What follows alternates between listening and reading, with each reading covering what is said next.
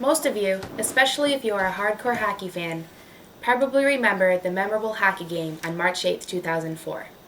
Hockey fans attending this game between the Vancouver Canucks and Colorado Avalanche were privileged to watch the emotionally charged contest turn into a bloodbath. Todd Bertuzzi, a Canucks All-Star, incited disgust and outrage when he blindsided Colorado's rookie Steve Moore with a punch from behind, breaking 3 vertebrae in his neck and causing a concussion. Bertuzzi paid a hefty price for this unethical act, to the tune of millions of dollars and damage to his reputation. Games like this one have caused players, fans, and coaches to question the future of fighting in the NHL. The NHL was born in 1917, and fighting has been a part of the sport ever since. Hockey is, and always has been, a sport steeped in a culture of violence. Hockey has its own lexicon to describe players. There are the superstars, there are the goons, there are the enforcers. The goons often take a run at the superstars, and the enforcers step in to keep the Alex Ovechkins and Sidney Crosbys of the hockey world safe. And that way, hockey polices itself. Many hardcore players and fans believe that fighting is an important part of the sport. Fighting not only protects star players and keeps businesses flourishing, but it also energizes a crowd, jumpstarts a slumping team, spurs them to victory, and not to forget, is incredibly entertaining. What is considered a fight in the NHL? Typically, a fight occurs when 2 players from opposing teams drop the gloves and go at it. Hockey is different compared to other sports because players can push and hit anyone they please to. Although they might not get away with it, that constant threat of pain and suffering is what separates hockey players from other athletes. The current core base of fans supports fighting in the NHL because they see it as tradition. The removal of fighting would result in a loss of fans. In a game, it's the fastest way to get 20,000 people standing, cheering, and clapping their hands. Aside from a penalty shot, the only time the entire crowd at a hockey arena gets up is for a fight. Fights generate energy in the crowd and can provide a swing and momentum for the winning team. Frank Deford, a legendary sports journalist, once confessed, "When I go to a hockey game, I look forward to seeing a fight, and I enjoy it immensely when one happens. I know I shouldn't, but I do. It brings out the worst in me."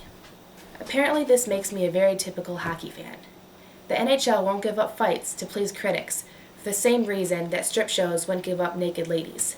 You have to play to your clientele. Players have learned to navigate through its mazes and labyrinths of physical contact by adhering to an honor code of contact, known simply as the Code.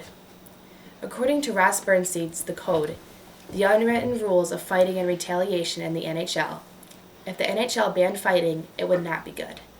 Believe it or not, fighting serves a purpose in the game and actually deters 99% of would-be acts of disrespect and dirty play. In a recent article, USA Today said that in the 2008-2009 season, in 792 games that were played, 997 fighting majors, or minutes, were recorded. There are 345 games with at least one fight, and 111 games with more than one fight. These statistics seem very promising.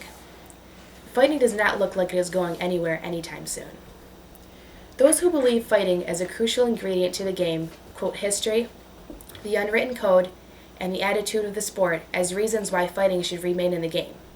Scott Shapee, a former semi-pro hockey player for Grand Rapids, stated in a recent interview that fighting is essential to hockey and that it lets the players police the game themselves, man and man.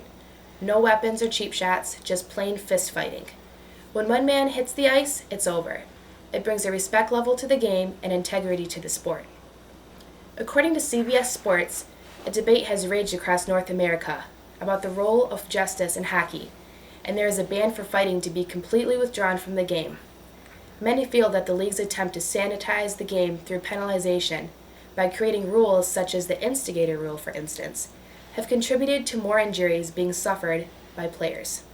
On the lighter side, many fans, including myself, love fighting and the human drama surrounding it.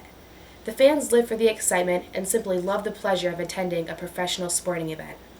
The bottom line with fighting and hockey is that it's more than likely to here to stay. If fighting were eliminated, the game would lose its edge, its character, and its personality, the very essence of what defines it. If you want to learn more about the unwritten rules and take action against the ban of fighting, visit www.hockeyfighting.com and participate in the blogs to cast your opinion.